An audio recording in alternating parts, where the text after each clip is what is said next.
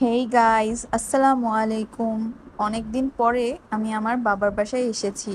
তো বাবার বাসায় আসলে যে আমার ডায়েট হবে না এটাই স্বাভাবিক। যদিও আমি এসেছিলাম দুপুরের কিছুক্ষণ পরে। সকালে আমি শ্বশুরবাড়িতেই ছিলাম, সেখানে খেয়েছিলাম চা এবং ডিম।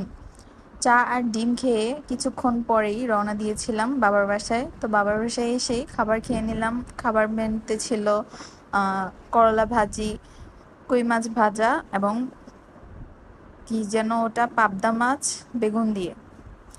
তো লাঞ্চটাও খুবই মজা করে খেয়ে নিলাম।